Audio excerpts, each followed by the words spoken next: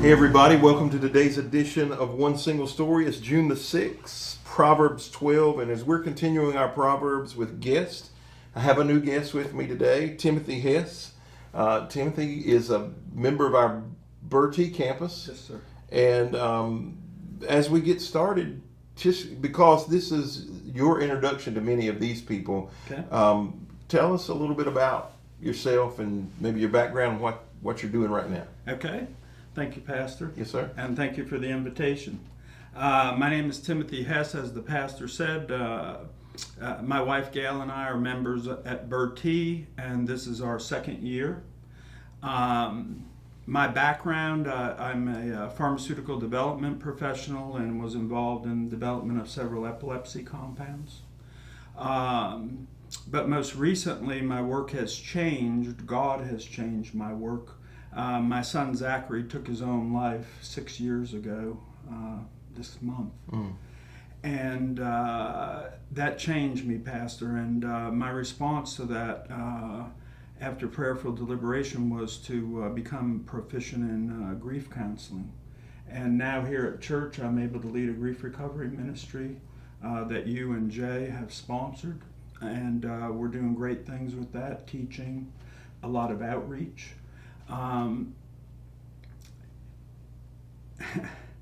And I've learned a lot. Right. I have learned a lot about grief and our reactions to grief, and I'm so glad that Gail and I are here as members of Open Door, and that we have the opportunity to help our community in this way. And before I forget, so this is early June.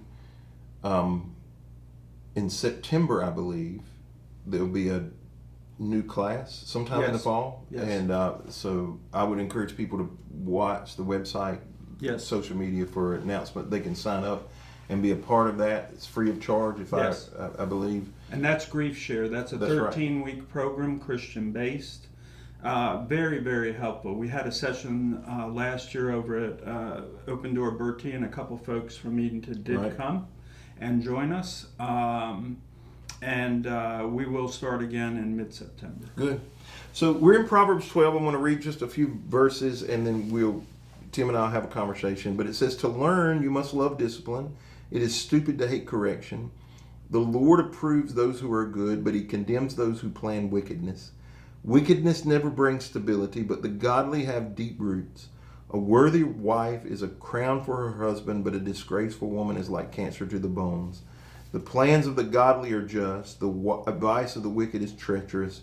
The words of the wicked are like a murderous ambush, but the words of the godly save lives." So let's start with verse 1. It says, "To learn you must love discipline. It is stupid to hate correction." How do discipline and correction go together? That's a great question. But first, the learning aspect here in verse 1. For our early lives, most of us are in school. So we're students from a young age. And even before that, we're students at home. And there is a discipline involved, in my mind, with learning. We have to be willing to accept that teaching. And we also have to be open-minded to the fact that we don't have all the answers. Right. And there is no development or maturity without us being willing to absolutely sit under knowledgeable people. I've always loved a good teacher, a good professor. I mean, we can all remember those folks, men and women, who were instrumental in teaching us in our lives. To me, so as a part of that teaching, we take an exam, it's corrected. And if we don't have 100%, then there's several that we may have gotten wrong.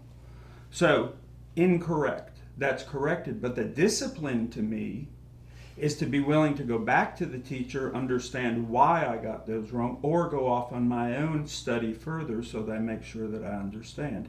Not to bristle at the correction. Right.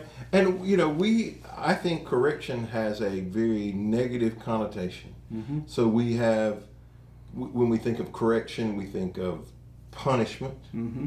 When we think of correction, we have correctional officers who work Department of Correction. Department of Corrections, Yeah. which is maybe a misnomer in itself. But correction is not meant to be a negative thing. It's meant to to help steer you in the right place. Yes, develop us. Right. And if we truly seek to learn and understand, we have to be willing to be corrected. We have to be willing to fumble around sometimes until we do get it right. Right. And that takes discipline. Sure. So verse 3 says, wickedness never brings stability, but the godly have deep roots. Why is wickedness so unstable? And I think I would follow it up, but I'll give it to you ahead of time. How does it fool us at times that we believe it is more stable than it really is? Appearances. And now in this media crazy world, I mean, we don't know what's the truth most of the time when we're looking at it. And there's a lot of wickedness there. You know, when I read this verse and studied it out, one of the things that came to mind for me was the parable from Matthew, the Sermon on the Mount, right? Building on the rock or building on the sand. And the rock is Christ. And if we have not built ourselves on that rock, then sand as the other substrate, that makes us completely exposed to the devil, bad thinking, bad choices, etc. We have to be willing to be on the rock. Right. So it talks about godly people have deep roots. You know, that stability matters to people. And I think in your life you probably have come across people that you knew were unstable. Mm-hmm. And then there are other people that you knew no matter what come their way, they were going to be able to hold their ground. And that's important. So verse 4 goes on to say, a worthy wife is a crown for her husband, but it is a disgraceful woman is like cancer in his bones. Sometimes this wording, you know, we only talk about it one way. Yeah, well, it's both ways. That's right. So a bad spouse, it don't matter whether it's, you know, your husband or a wife, a bad spouse is dangerous.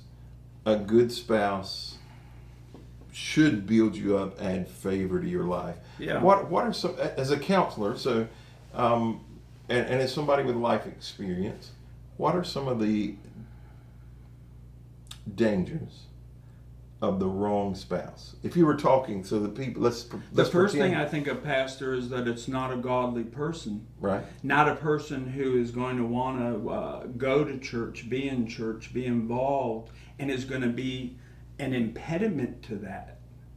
That's like danger number one to me in a relationship, whether it's the husband or the wife who is not wanting to participate, to be part of. Because to me, the basis of this solid relationship is God. Mm-hmm. And if that is not front and center in the life of the relationship, then there's going to be problems. There are problems. Right. Good.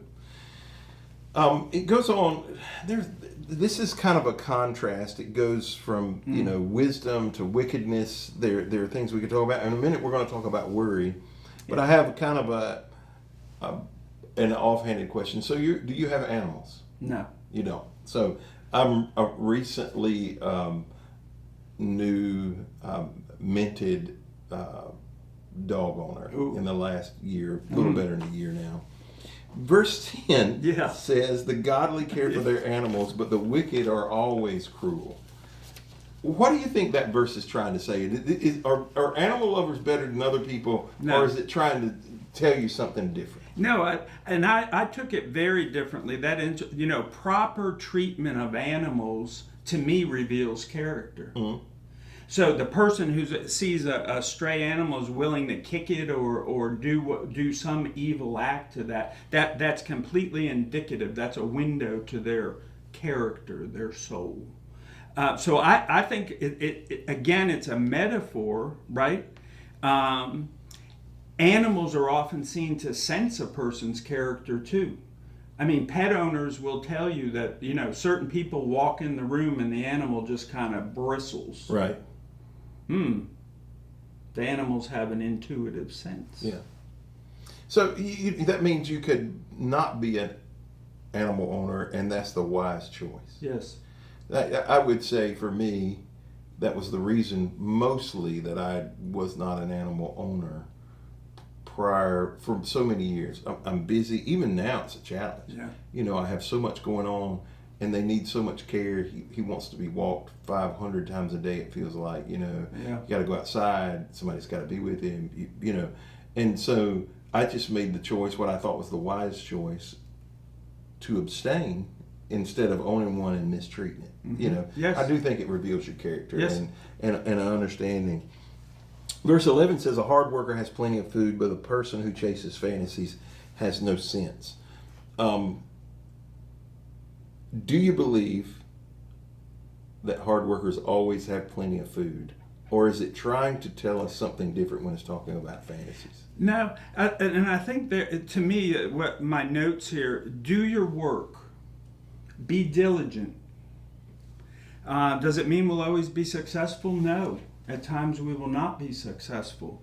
And stop mindlessly running around. And again, today we have so many distractions in our lives. We don't have to take a foot out the door to mindlessly run around. We just have to pick up that phone. Right.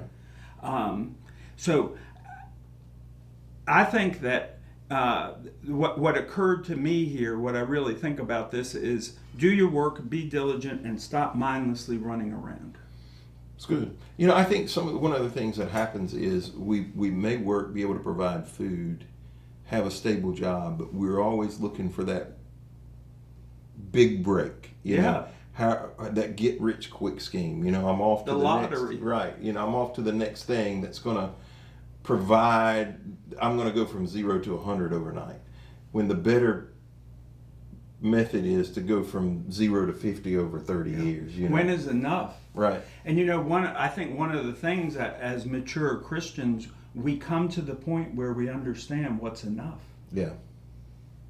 I can say in my younger decades, I didn't know what enough was. I was always looking my career, not just enough money. It's not just money. Enough my money. Career and things that I was doing. Influence. Yes. All of those things. Yes. Yeah. Titles. Yes. Yeah. I get that.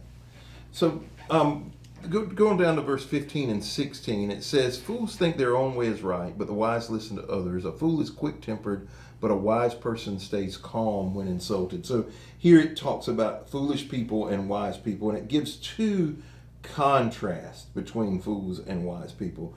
What I would like to hear from you, so here it says, a foolish person thinks their way is right, a wise person listens. A fool is quick-tempered, but a wise person stays calm. So those are two contrasts.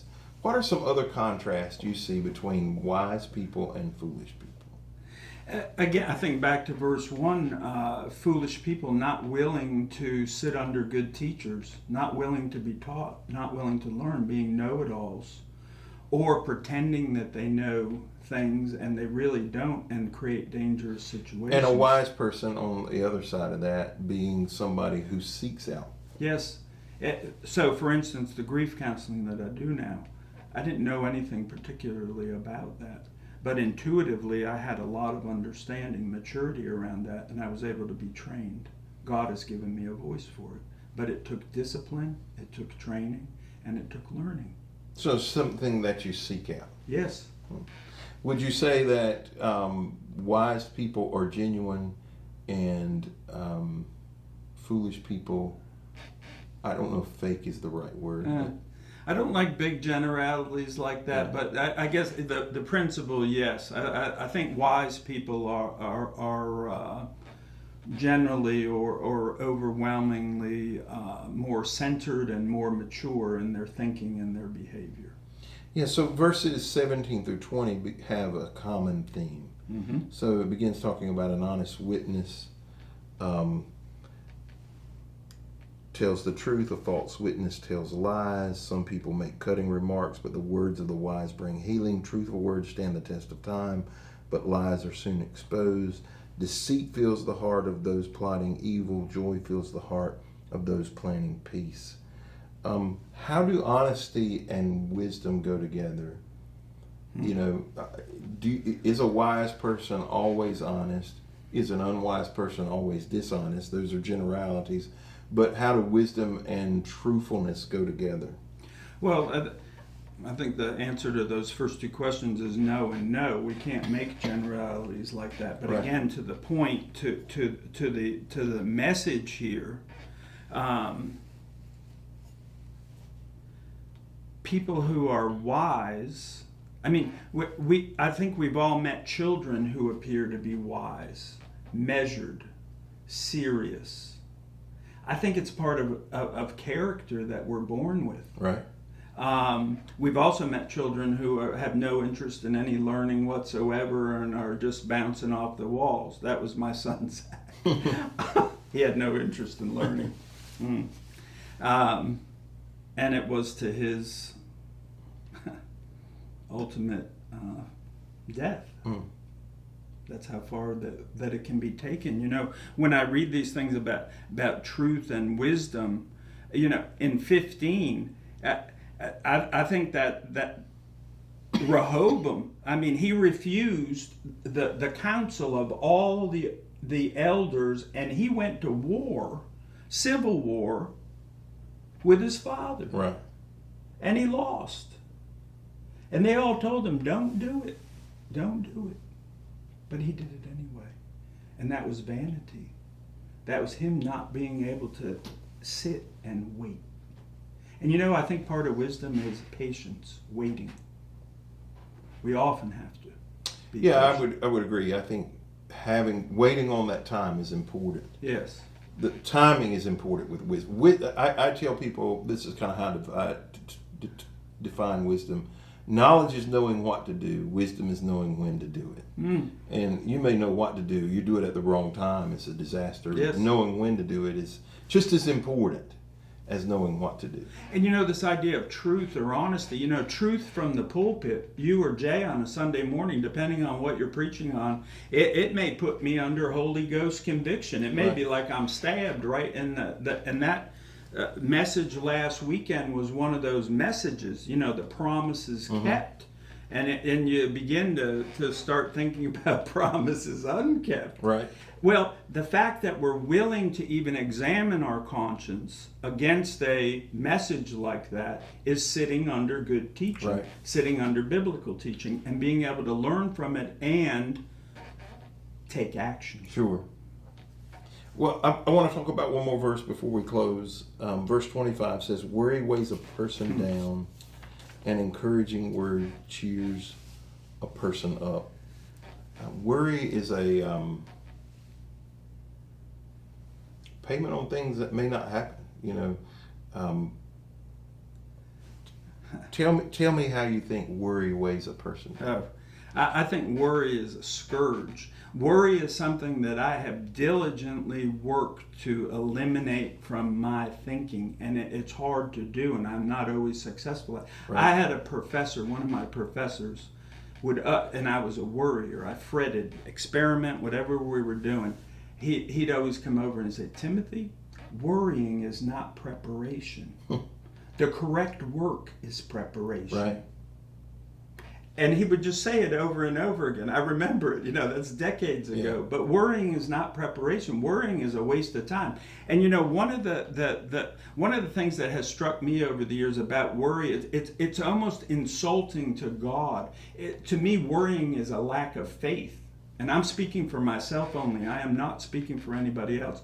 But if I'm grinding on something where I don't have the answer, or I don't know the outcome, or I don't know which direction to go, if I'm simply worrying about it, I'm doubting God. Right. If I am praying for the right direction, if I'm praying for the wisdom necessary to make the decision, I'm not worrying about it, I'm taking action, and then I'm being patient to wait for the answer. And worry is a weight.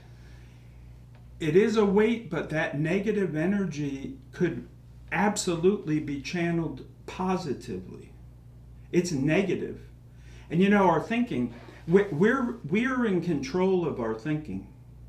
Most people, they look at me when I say that. I said, no, we're in control. Self-talk. We talk to ourselves all day in our head. Yeah. All day, all night. And that discussion is often ugly. Ugly. And it comes out. Yes, Yeah. and then it comes out, right? If I can say it to myself, I can say it to you. Right. Well, it doesn't sound that you don't accept it very well. Right. Right? Yeah. But again, it's a discipline to begin to think properly. And to think properly, we have to sit under teaching that helps us to parse our thoughts and organize our thinking. That's good. Good. Well, I've enjoyed the conversation about wisdom today. So let's close in prayer. Yes, sir. Dear Heavenly Father, thank you today for wisdom. Thank you for new voices that we get to hear to share with us about their perspective about wisdom and how we can better experience life through the window of wisdom. God, may we seek wisdom daily. May we seek to place ourselves in the right environments so that we can understand you better and more fully and know the path that you would have us to walk. In Jesus' name, amen. Amen.